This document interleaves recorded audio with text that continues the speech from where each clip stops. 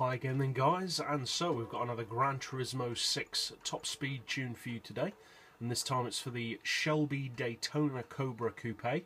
So you want your racing soft tyres as always. For suspension we've got the ride height on 100 front and rear. Springs we've rounded off to 1425 and 1075. Dampers and anti-roll to 4. Camber on 2.5. Neutral toe as always. For the gearbox, we've got an auto setting of 230. Then for the individual gears, we've gone for 3.6. Then second, third and fourth all the way to the left. And fifth on 0.860 with a final drive of 2.9.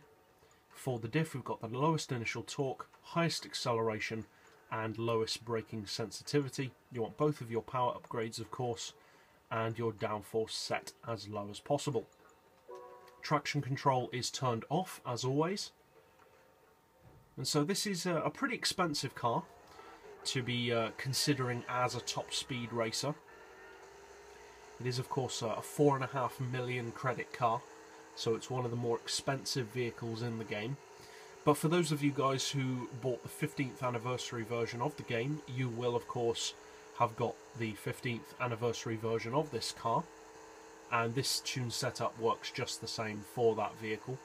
So you know, maybe you got it for free, maybe it's a 4.5 million credit car. Now, either way, I'd actually say it's worth buying, but I don't want to get into that too much.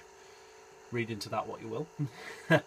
But as far as performance, it's actually not at all bad, because it's a classic, it's a racing car, and generally those two things don't go together to make great top speeds. But in the case of this classic car, it does have a very respectable top speed for a classic vehicle with a lot of downforce, and all things considered, not a huge amount of power. I mean, it has a decent amount of power, just over 600 horses, but not a huge amount of power. There are plenty of vehicles with more power than that don't go as fast as this. So cruising speed on this car is around the 225-ish region on its own. And as far as draft, as you can see, you've got a fair amount of draft before you hit the red line, around 1500 RPM. So you should be able to quite easily slipstream this car up around the probably 250 region, maybe more. So as always, if you need it to do more than that, which I doubt many people would, but if you do need it to do more than that, obviously just extend your final drive a bit more. But even without it, this is, again, like with most of my racing car top speed tunes, this is more just for the car on its own, say for on Le Mans or something like that, where you need that extra bit of top speed rather than an out-and-out draft racer. But it certainly has the capability of going much, much quicker with draft, because it's a very aerodynamic car. And for any of you guys who have never driven this car, it's actually one of the best handling cars in the game, I would say, hands down. It's so good around corners, and it's definitely one of my personal favourite vehicles in the game as well.